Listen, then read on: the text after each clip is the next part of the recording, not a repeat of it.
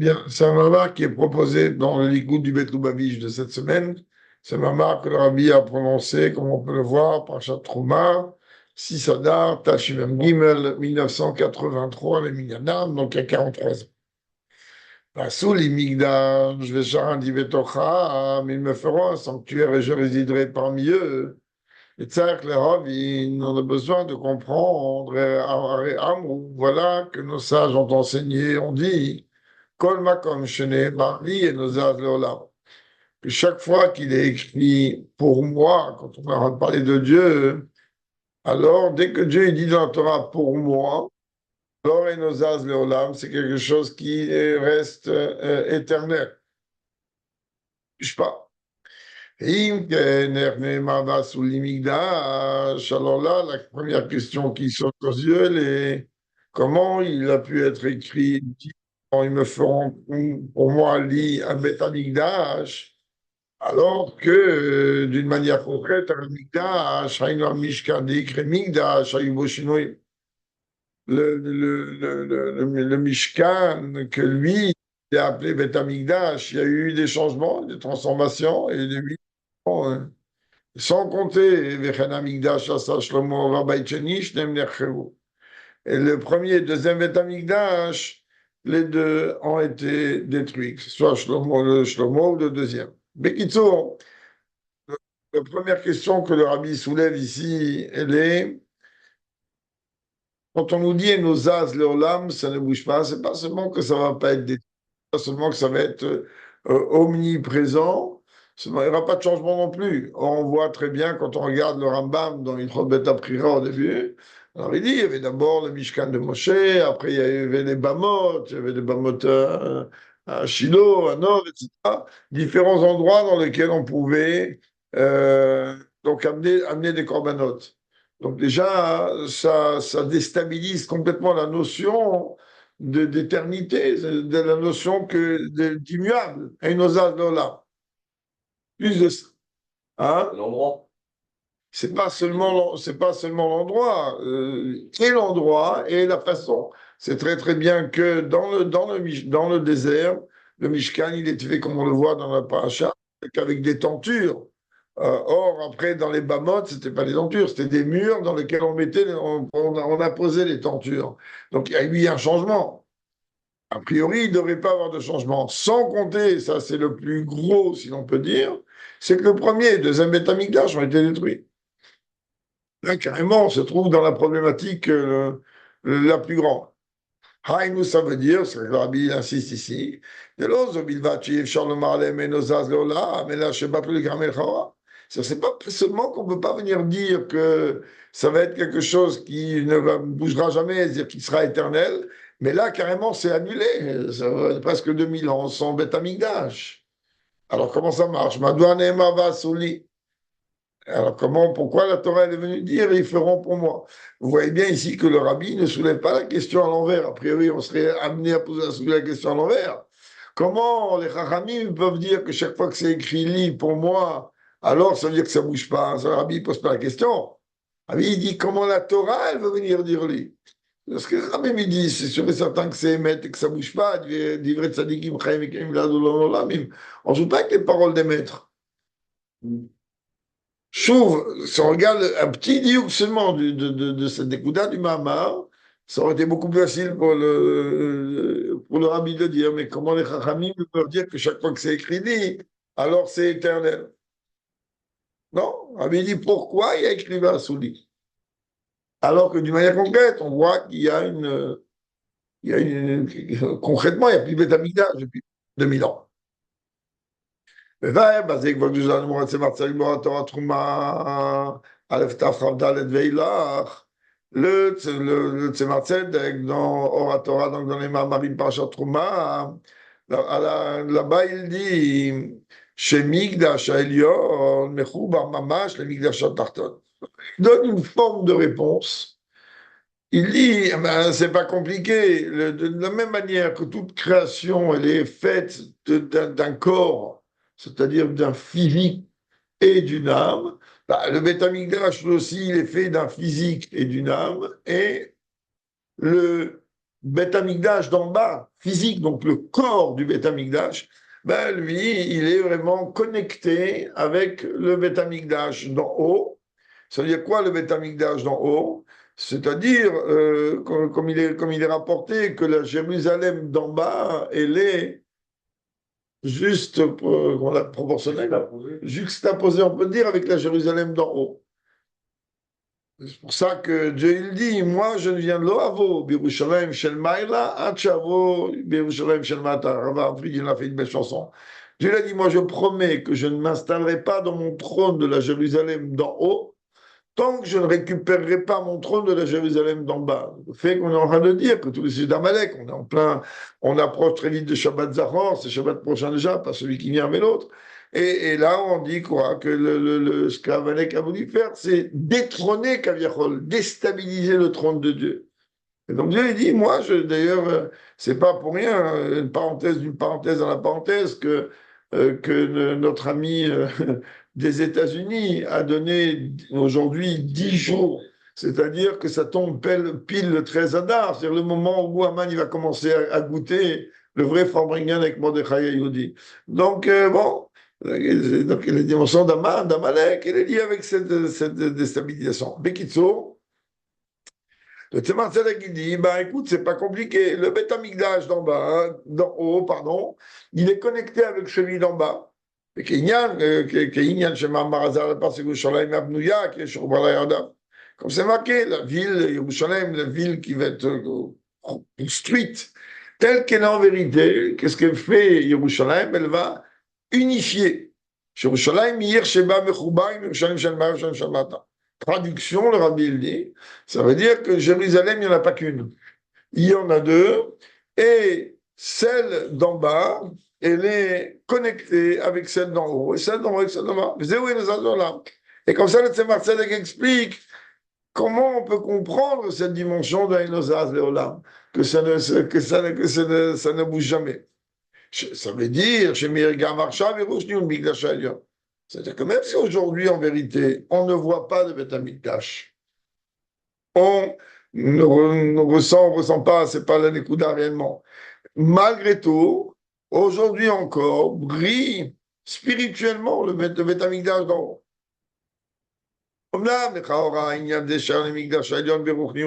Bien, quand on parle que la lumière elle brille, on parle de quoi? On parle du Beth Amikdash d'en haut, c'est dans le sens, dans l'aspect spirituel du terme, dire l'âme du Beth Amikdash. Aval, Mazé, Shayach, la Mikdash Agashmi, Shalom Neymar, c'est le Mikdash chez nous autres. Il dit, moi, je ne. D'accord, c'est Marcel qui vient me dire, mais écoute, la notion d'éternité du Beth Amikdash, du Mishkan, en vérité, elle n'est pas bougée, car elle se traduit par le Beth Amikdash d'en haut. C'est-à-dire. Dans le Far la semaine dernière, vous avez parlé que le Beth Amikdash, de toute façon, il n'était pas considéré comme détruit, parce que de toute façon, il y avait tous les instruments qui étaient en.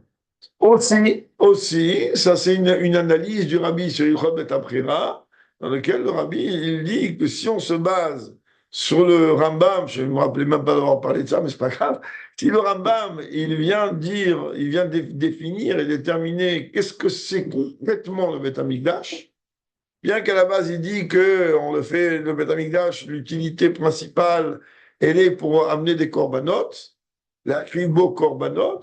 Malgré tout, le Icar, la pièce principale du Beth Amikdash, c'est le Kodesh HaKodashim, et lui, il n'a pas été détruit car il a été enfui, c'est tout la sikha de Gnisa.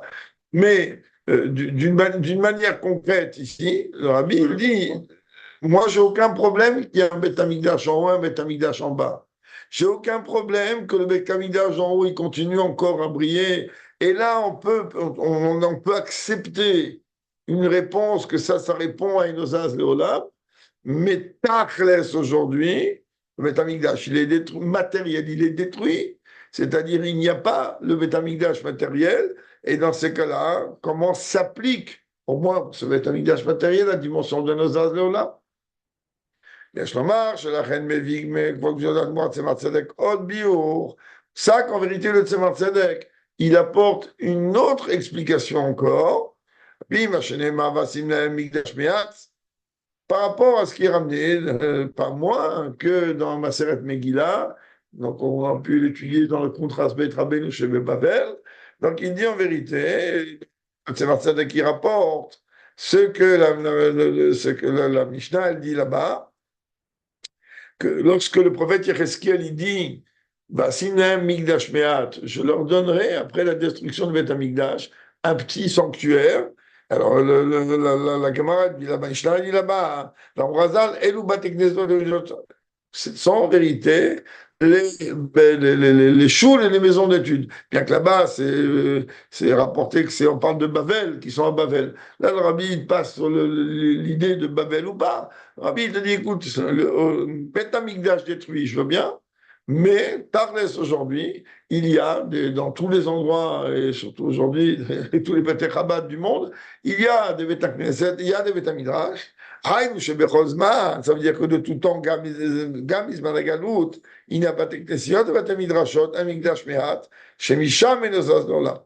Donc, tout le temps du Galout, il n'y a jamais eu un moment où il n'y a pas eu de maison d'études et de maison de Tfila. Donc, on voit que ça ne bouge pas. C'est Marcel qui rapporte en deuxième en réponse. Il y a aussi basé. On peut même encore ajouter une Nekuda. Le fait que le Tzemar Tzedek a parlé au début que ça ne bougera pas on parle allusion à la Jérusalem d'en haut, mais si en haut ça bouge pas, alors en bas ça bouge pas. C'est-à-dire qu'à partir du moment où tu me dis qu'il y a une connexion entre la Jérusalem d'en haut et la Jérusalem d'en bas, et que le Beth Amikdash d'en haut, il n'a pas bougé. Donc le Beth Amikdash d'en bas non plus, il n'a pas bougé, puisqu'une âme, elle est liée, elle a une étiquette, elle a un ADN, on lui donne un corps. Donc là, automatiquement, la Jérusalem d'en haut, qui est l'âme du Beth Amikdash d'en bas, donc automatiquement, elle n'a jamais bougé. On va aller L'âme qui est le corps, il n'existe plus, puisque le Beth Amikdash, il est détruit. 2 minutes, vous allez au rabbi répond tout de suite, pour ça que je n'ai pas voulu vous donner la parole immédiatement, mais quand même. Des gammes, Kachaya, Chouban, comme si tu as eu la destruction. Comme il dit la Midrash dans le Rabbah, dans Echa, bien qu'ici les références ne sont pas écrites, mais c'est important de les savoir, que le Midrash Rabbah dans Echa, il dit, qu'est-ce que Dieu a fait? Dieu, en vérité, il a pris sa colère et il a porté sur les pierres et le bois. C'est-à-dire que comme un père qui se met en colère contre son fils qui se comporte tellement mal de lui, il a le choix. Soit il va lever la main sur son fils et on ne sait pas ce qu'il va trop rester après, soit il prend toutes les choses les plus belles qu'il peut avoir et il casse. Alors le Midrash, il dit que Dieu, il a en vérité mis sa colère sur les pierres et sur le bois.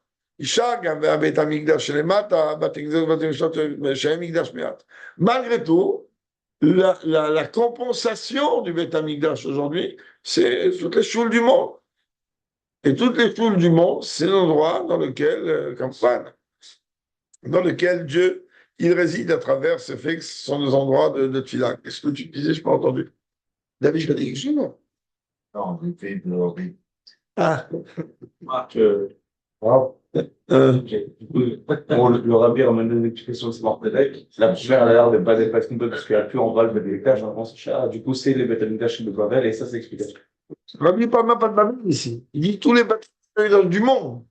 C'est même le bâtiment sur d'Eretz Israël, ça ne change rien.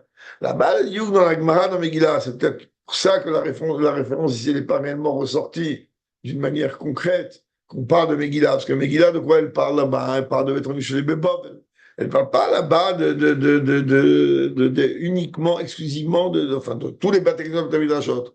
La Nekuda de Beis Rabbeinu Shebebov, elle est justement de Chutz Laaretz. Mais là, le rabbi, il te dit, quelle est la compensation en attendant ce soir immédiatement le Melech HaMashiach et tout ce qu'il veut. D'ailleurs, c'est peut-être pas forcément bien de le dire en public, mais il n'y a rien de mal. Et hier, il s'est passé un événement exceptionnel. On n'a même pas idée combien le rabbi nous demande d'ouvrir les yeux, d'ouvrir les oreilles et de regarder qu'est-ce qui se passe dans le monde. Moi, je parle dans le monde religieux, je ne parle pas de politique, des choses comme ça.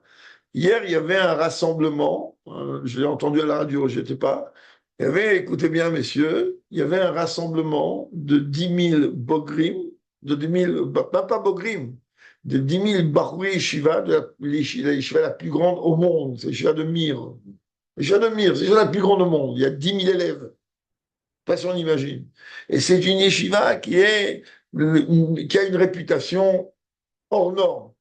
Omnam pas Chabad, même dans certains cas, il y a quelques dizaines d'années, pas très amoureuse de Chabad, jusqu'à que le Rosh Yeshiva de Mir de l'époque est passé, resté 27 minutes en échinout au dollar avec le Rabbi. Au début, c'était un. Hein, et après, c'est devenu un kama comme la rire. Mais, hein? Oui, non, mais ce que j'ai trouvé choquant, mais choquant, hein, choquant positivement, c'est que le Rosh Yeshiva, radio, je reviens, je ne sais pas trop d'où, bon, je suis toujours branché sur Kolchai, et voilà, il n'y a pas les infos en général, j'allume que pour les infos, quand il y a un jour de Torah le vendredi, ou des jours de Torah le vendredi matin. Et là, je vois qu'il n'y a pas les infos, et j'entends, on présente, Rosh Yeshiva de Mir, ils ont fait ça à Arena, je ne sais même pas où c'est un truc qui contient 10 000 personnes.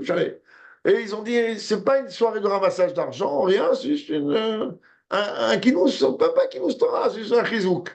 Après ça, très bien. Mais maintenant qu'on comprenne bien ce genre de chivotes-là, il y a, je ne parle pas de Lubavitch maintenant, il y a un terme chez eux qu'il ne faut surtout pas prononcer. Ça s'appelle Mashiach. C'est un terme qu'il ne faut pas prononcer. Qui part au Rav chez Marchevé Keitzim. Gemara dans Sanhedrin. Pourquoi il ne faut pas rentrer là-dedans? Alors hier, quand j'écoute le discours, j'admire. J'ai l'impression que c'est un Chabad qui a le micro et qui est pas un Chabad n'importe lequel et qui fait un discours en direct du Saint-Sainti. Il dit, il parle Sroud, il dit Mouda Torah. Alors automatiquement, on va se retrouver le troisième Amikdash avec Mashiach en tête, ou Malkeinu Berosheinu, avec le Melech Mashiach à notre tête, et c'est ça tout le cas de la Voda, et que maintenant Mashiach il est là, et chacun il doit se préparer à l'accueillir. Un truc qui va pas. C'est-à-dire que bon, que même dans les endroits dans lesquels certains sens de Mashiach, elle faisait peur un petit peu. Par exemple, qui ne croit pas, tu ne pourrais jamais dire une chose pareille. Mais c'est aussi une notion que bon, on a autre chose à diffuser. On a un autre message à diffuser. Mais il a répété le terme Mashiach et Malkeinu Beroshenu peut-être 5-6 fois. C'était tout à vraiment ce qu'on dit. De toute façon, maintenant, on n'a plus rien à craindre. Mashiach est là. On n'a plus rien à craindre. C'est fini. Il ne faut avoir peur ni de l'Iran, ni des xéros du gouvernement. Renforcer les Moudat Torah. Et ensemble, on va se retrouver avec Malkeinu Beroshenu, le troisième Beth Amikdash. C'est un discours qui n'existe, c'est inexistant dans ce genre de chivotes. Et aujourd'hui, Baruch Hashem, tu vois que ça arrive. Devant 10 000 personnes, après ils sont levés, ils sont mis à chanter. Bon, c'est pas le même nigoun que nous, ils ont chanté. Allez, c'était une petite parenthèse pour avancer un petit peu. C'était le même Rosh Yeshiva qu'il a vu le Rabbi? Non, je crois pas qu'il soit là. On a, ça la vie. Seulement, donc on a besoin maintenant de comprendre. Qu'est-ce que c'est? Que représente le Beth Amikdash? En quoi? Le Beth Amikdash, il y a un chidouche dedans que lui, il est un réceptacle pour la Shrina. Varektiv et Hashemer et Animal. Oui, mais qu'est-ce que tu vas venir me dire? Waouh, c'est le Beth Amikdash, c'est merveilleux, c'est grandiose. Pourquoi? Parce que c'est un cli. C'est un réceptacle pour recevoir Dieu, la Shrina, c'est pareil, presque. Alors que on est en train, on sait qu'il est écrit que Dieu il emplit le ciel et la terre. Haïnou, c'est le couteau de barème, ça veut dire que toute la divinité de Dieu, elle se trouve partout.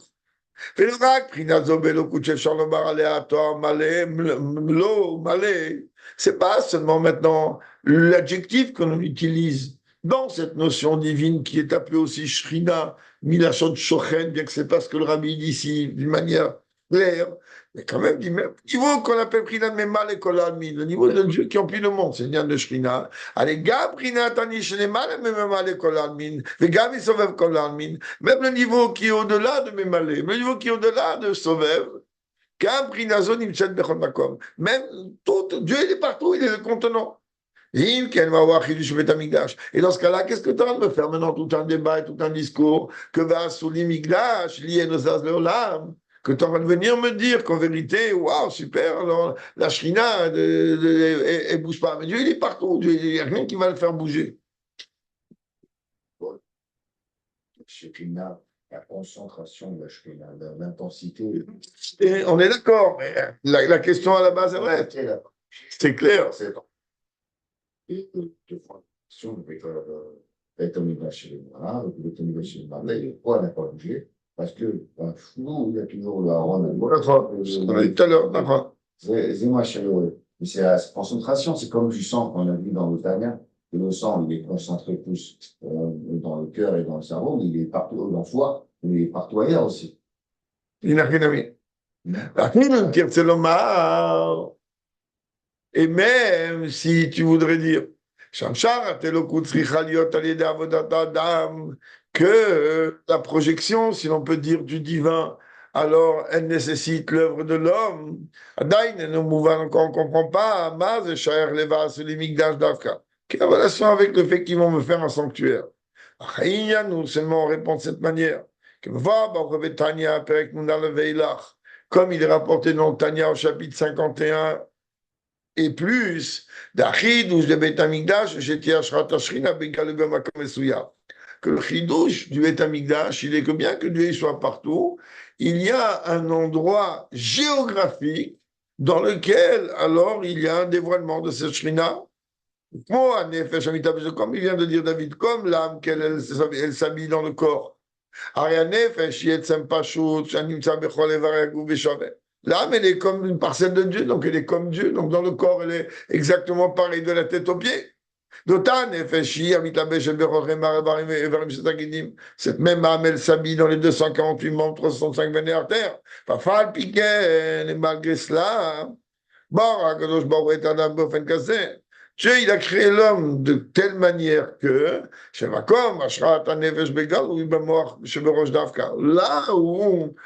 où le quartier résidentiel, le quartier général de l'âme, elle est d'Afka dans la tête. Et de là-bas, elle se répand dans tout le corps. C'est pareil dans le Beth Amikdash. Que dans le Beth Amikdash, la Shrina, elle est là-bas d'une manière dévoilée, et à partir de là, ça se dévoile dans le monde entier. Et là, chez Bazé, je vais de haute. Seulement, par rapport à cela, on a deux opinions, comme on a vu ailleurs. Imof Angilou Shrina Bamikdash Uder Mavar ou Makif, Uder Itavshut ou Pnimi. Ça, c'est déjà un yann assez profond.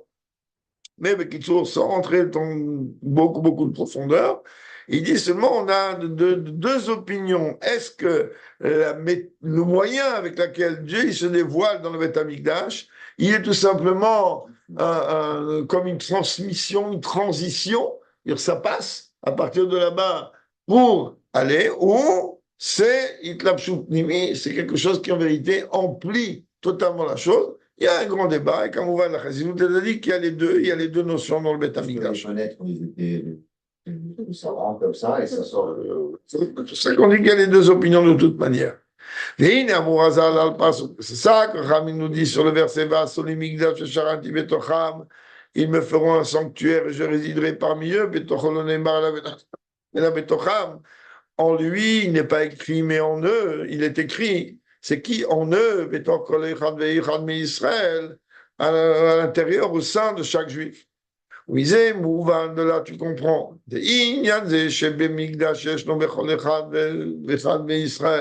Que ce sujet-là de Migdash, il est en vérité concerné, il est en chacun d'entre nous. De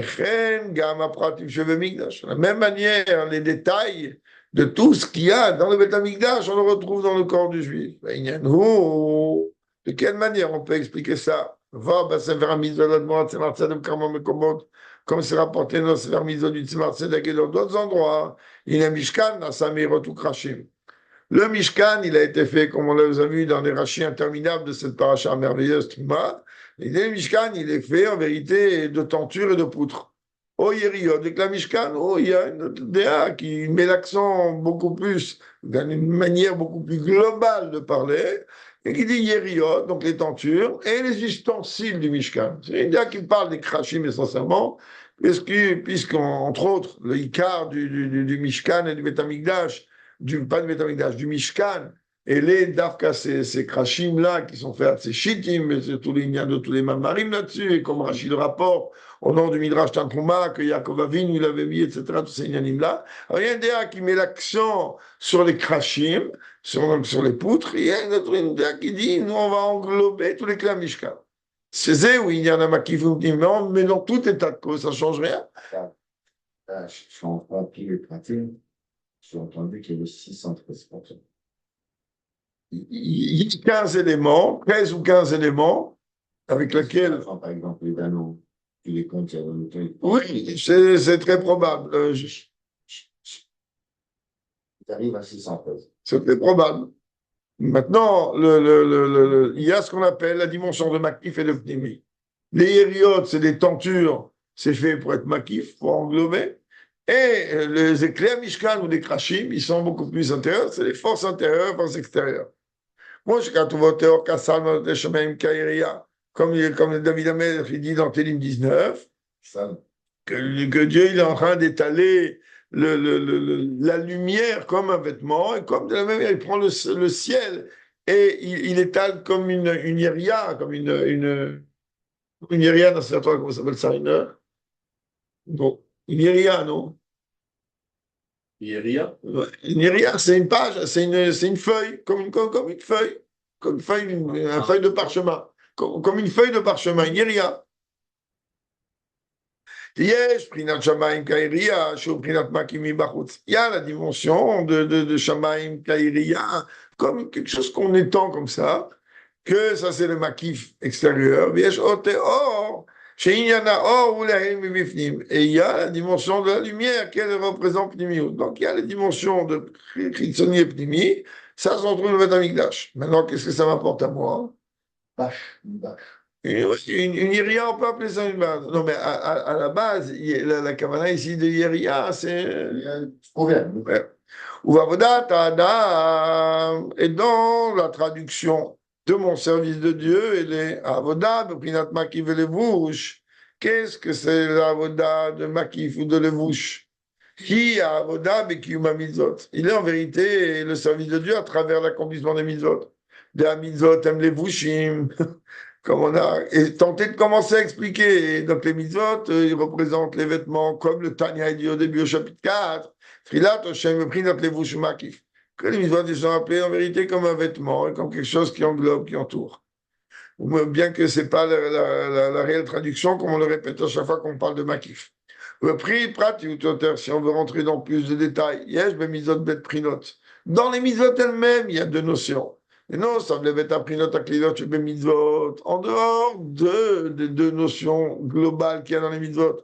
À mitzvot, nous les matav, à mitzvot, les mitzvot telles qu'elles ont été données à nous. C'est-à-dire, mitzvah, c'est quoi? On est en train de prendre la matérialité et on est en train tout simplement de l'élever, d'en faire vers le haut.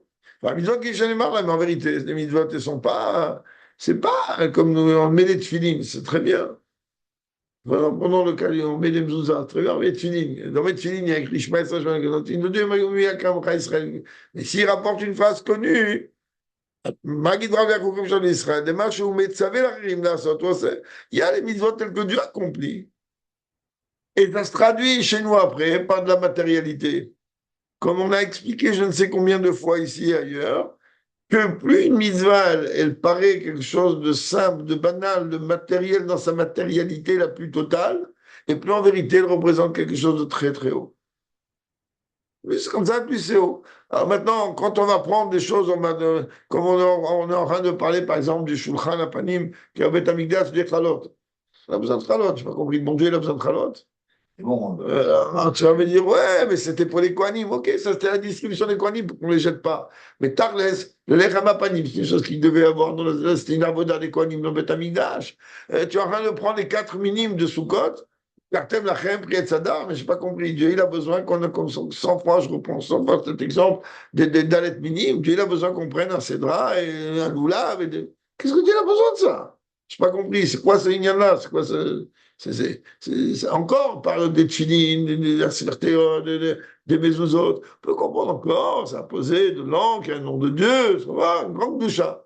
Mais qu'est-ce que je fais? Attends, tu vas me prendre un loulav, tu vas me prendre, je sais pas quoi, du pain. C'est quoi toute cette avoda-là?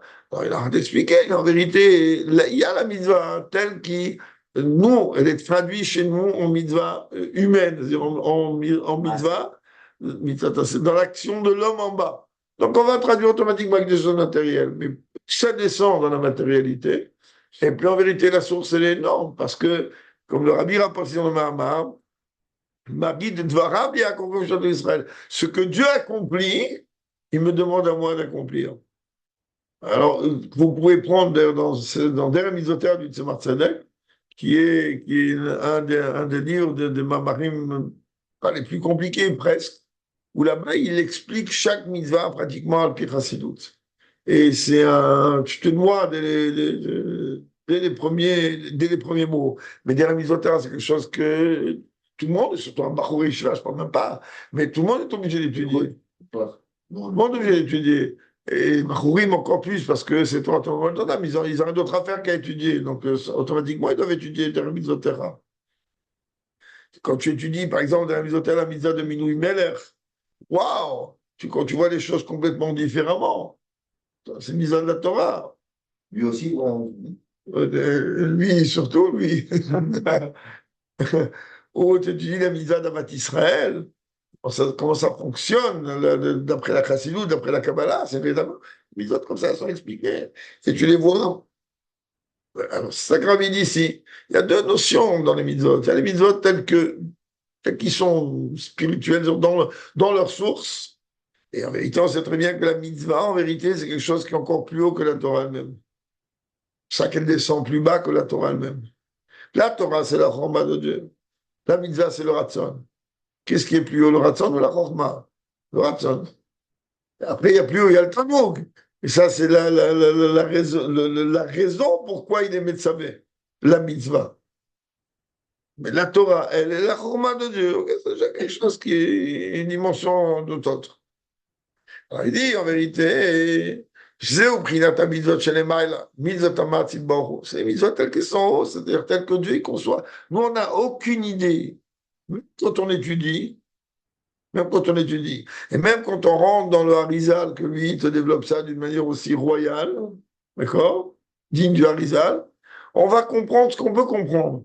Et on est à des années-lumière de comprendre ces volontés de Dieu.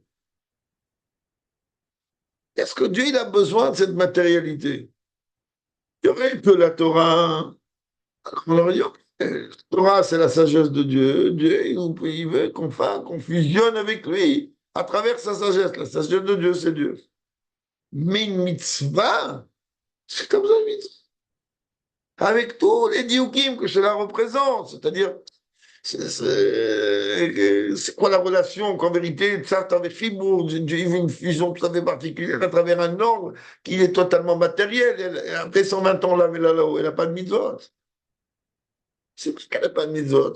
Elle a des mitzvot telles qu'elles sont là-haut. Il n'y a pas de matérialité, donc c'est pas ça qui paye. Ce qui paye, c'est l'accomplissement d'une mitzvah ici. Et une mitzvah plus paraît simple ici à accomplir. je crois que tes étroglyphes, ils sont chers là-haut aussi. Ouais, il faut voir qu'est-ce que c'est que la calabre là-haut, mais bon. Battu.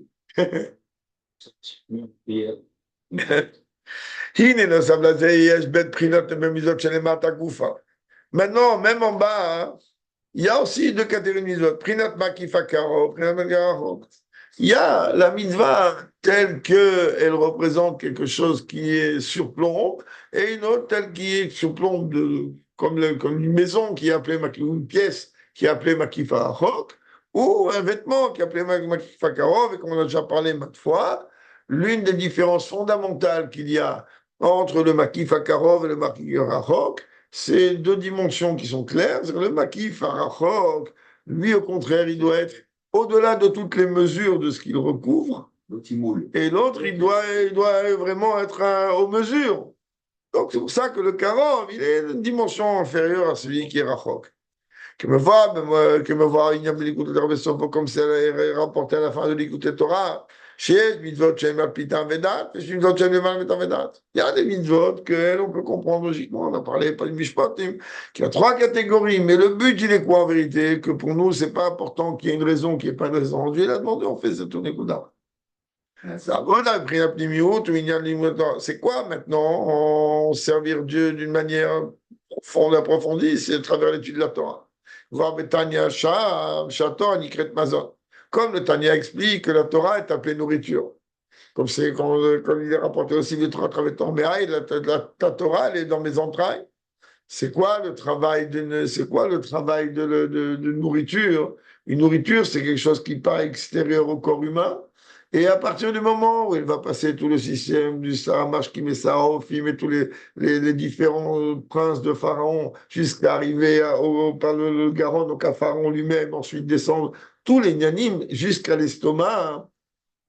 L'estomac, en vérité, il est l'un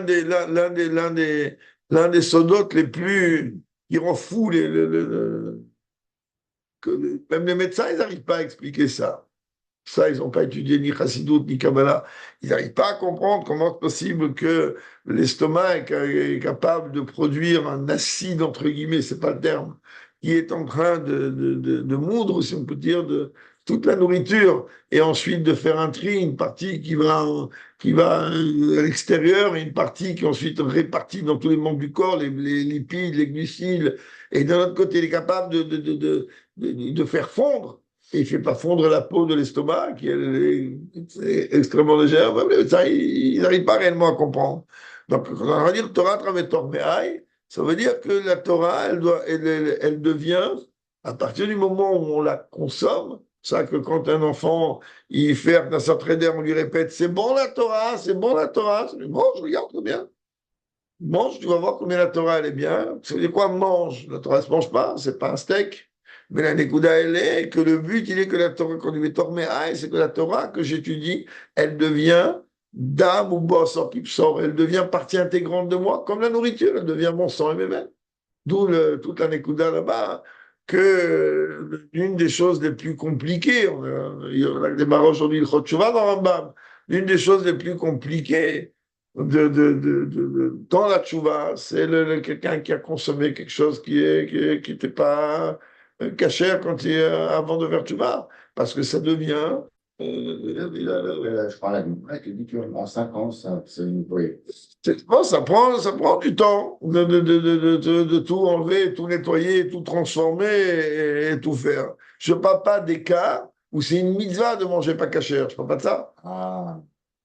Et il y a des cas où c'est une mitzvah et Dieu préserve de maladies dont j'oublie le nom et que Dieu fasse qu'elles soient oubliées complètement de l'univers, pour les juifs en tout cas, qu'on est obligé de prendre du sang de cheval. Ah, c'est pour les amidas. Non, c'est pas pour l'anémie, pour d'autres choses plus compliquées que ça, qu'aujourd'hui on peut. Pour l'anémie, il y a des moyens de traiter l'anémie. Oui, non, il y a une maladie où ils sont obligés de manger de la viande de cheval et tremper dans son sang. Et bon, on est en public, on ne va pas entrer dans les détails. On a vu des gens très, très, très bien être obligés de consommer ça. C'est pas moi, merci mon Dieu, mais et ça, ça devient une mitzvah. C'est plus pareil. Ils ont changé avant ça. Ils ont le cours public. Ça dépend s'ils ont mangé de la viande de cheval de course, de cheval de trop. Allez. Bon, Betania, donc, que la Torah l'a appelé Torah. אבל אף על פי כן, כתיבותיו כסלמה, היינו, שגם האור de Torah, יש בו בחינת סלמה, בחינת מקיף. Mais quand même, la Torah, elle a aussi un niveau de makif. C'est-à-dire que Dieu, il est dans la lumière comme ce vêtement-là, et dans ce cas, à partir du moment c'est comme quelque chose donc, qui entoure. Parce qu'il y a deux notions de la Torah. Il y a la Torah telle qu'elle est dévoilée et la Torah telle qu'elle est profonde, cachée. À travers le fait que parce que l'on construise le Beth Amikdash spirituellement, Avoda Bebet Inyan Imelu, le travail de ces deux notions qu'on vient de citer, c'est-à-dire à travers l'accomplissement des mitzvot et l'étude de la Torah, Zochim Sheye Vechenta Suledorot. Là, automatiquement, ça devient une osaz Lola. Ça va rester dans toutes les générations. Jusqu'à même qu'on pourra mériter de vivre, de voir et de vivre l'œuvre de nos mains dans le troisième Beth Amikdash, qui lui est appelé un Beth Amikdash conçu des mains de Dieu. כי גם המשכן לא עמד לעולם וכן הבית שעשה שלמה ודווקא המקדש העתיד שהוא מקדש הנקון לדרך יהיה בית נצחי. Parce que le Mishkan il n'est pas tenu, pourtant Moshe était là, et le Beth Amikdash avec Shlomo Melech il n'a pas tenu. Il faut attendre que ça arrive maintenant, le troisième Beth Amikdash, que lui il est appelé le Mikdash fait des mains de Dieu. C'est l'un des diouk d'ailleurs que chaque fois qu'on parle de ça, je répète cette même phrase, qu'on voit une petite différence dans le Nossar de la Tfila chez Sfardim, entre autres, et chez Chabad, qu'après la Mida, nous on dit chez Iban et Bet Amikdash, c'est la Mishnah, le Mishma, c'est tiré de la Mishnah Avot, d'accord? Alors que Sfardim, il dit chez Tibne Bet Amikdash, il ne dit pas chez Ibané. Il dit, on veut que toi tu construises, parce que sinon on va construire, déjà 2 fois tu nous as fait le coup, on a construit, ça a été détruit à cause de nos fautes. Alors que quand toi tu construis, alors ça va être Nitzri. Mais en tout état de cause, il est clair et net que le troisième Beth Amikdash, il va être l'œuvre de Dieu claire, mais le Rambam il tranche que c'est Mashiach qui doit le construire, et qui est le représentant de tout le peuple juif, donc il y aura les 2 dimensions. Donc c'est un Mendes Binyan, Voilà, ouais, il a eu son diplôme déjà. Au début, on a dit que Enosas de Olam. Et là, les France, c'est ça. Non. Après, il t'a expliqué qu'en vérité, le Bassis, il ne bouge pas. Mais Gash Miout, on a vu qu'il y a une dimension qui est Zaza, mais la dimension n'est pas Zaza. Pourquoi? Parce qu'il y a Bate Midrashot et Bate Knesiot. Ça, c'est un premier niveau. Deuxième niveau, il y a la mise en application de la Torah et des mitzvot pour transformer en vérité le monde en Beth Amikdash. Et ça ne bouge pas. De tout le temps, on a la Torah et mitzvot à faire. C'est-à-dire que les makifim, que ça, c'est les dimensions de makif, que ça, c'est le lien des mitzvot. Et le pnimim, qui sont au niveau de la Torah, de tout en ça. Donc l'aspect, il est là. Sans compter, comme on a dit au début, je ne sais pas si c'était là ou pas, que en tout cas, Forming Shabbat, apparemment, on en a parlé, que le Ika, dans la gamme de Gashmiot, du Beth Amikdash, c'est pas l'enjolivement, c'est pas la structure extérieure, c'est le Aron HaKodesh chez lui, comme le Rabbi explique à travers le Rambam, on prend la cifra là-bas, dans Mekam Gnizat Aaron, c'est une cifra qui est, chaque fois qu'on la réétudie, on découvre des choses exceptionnelles dedans, dans lequel le Rabbi, il te démontre, il te prouve qu'en vérité, l'endroit où le Aaron, il est aujourd'hui, c'est pas un endroit que, le Rabbi dit, bon, super, il y a des voleurs, on veut le planquer. Que c'est quelque chose qui a été, c'est très bien que le Beth Amikdash a été construit. Shlomo HaMelech, il n'est pas arrivé, et puis il a appelé David Harish, il lui a dit, tiens, construis-moi le Beth Amikdash, je ne te donne pas les plans. Non. Shlomo HaMelech, il a appelé David Harish, il a dit, mon père, David, il a reçu les plans directement de Dieu. Et à partir du moment où il a reçu les plans de Dieu, obéit sur ces plans. C'est-à-dire, c'est ni David qui a prévu les plans, ni Shlomo HaMelech. C'est Dieu qui a transmis à David les plans. Et il y a des découvertes très intéressantes qu'il y a là-bas dans Rambam, c'est que le Rambam, il dit qu'il y avait dans les plans divins le Makom Gnizat Aaron. Quand on dit relation et Mikdash, pourquoi qu'on parle sur ça? On parle que l'état, ça ne bougera pas. Puisque le Icar, la question est de savoir c'est quoi le Beth Amikdash. Alors le Rambam, il dit comme ça. Le Rambam, il dit oui, c'est ça le Beth Amikdash. איך מסתדר, סתם, גם שאין לו עמד לעולם וכן הבית שעשו שלמה. משמע ועשו לי מקדש, le bail, une autre chose. Lui, il a été détruit, mais le Icar du Beth Amikdash, il ne bouge pas. C'est là qu'il a été détruit. Qui va dire non? Mais c'est pas ça la Nekuda. Parce que le Beth Amikdash, après l'Alachat, après Rambam, Rabbi ici, il rentre pas dans Rambam. Regarde, le Beth Amikdash, il a été détruit. Il faut attendre quoi? Que ce Mikdashat de Konuyadecha, que c'est un Beth Amikdash que Dieu va construire. Et là, plus jamais il va être détruit. Que même là, toute la facette. Ça sera jamais détruit. Maintenant, qu'à Mouvan, quand on veut étudier le plus. Mikdash, c'est pas Non, pas souvent. On dit que Enosas de Olam. Enosas de Olam, alors encore une fois, là, on est mis de Kaven sur la technicien de la Midrashot. C'est le Icar Il y en a qui va venir te dire, mais le Icar du Beth Amikdash, c'est l'Ishkat Agazit. Sur l'endroit dans lequel le Sanhedrin, il était là-bas. Alors aujourd'hui, dans chaque endroit où on apprend la Torah, c'est une l'Ishkat Agazit. C'est pas détruit. D'accord, ok. Il y a l'esthétique. Je cherchais le mot depuis tout à l'heure. L'esthétique extérieure. Mais en vérité, c'est pas une esthétique. Quand on étudie j'ai un sefer ici sur le Beth Amikdash, qui est un sefer dans lequel il rapporte tous les Kidverizal et le Ramchal et beaucoup de choses très intéressantes sur le Beth Amikdash. Je t'aperçois qu'en vérité, c'est merveilleux parce que le Mishkan, lui, il était d'un seul niveau. Le premier Beth Amikdash, il était de deux niveaux, de deux parties. Le deuxième Beth Amikdash, il était de trois parties. Et le troisième Beth Amikdash, il aura quatre parties.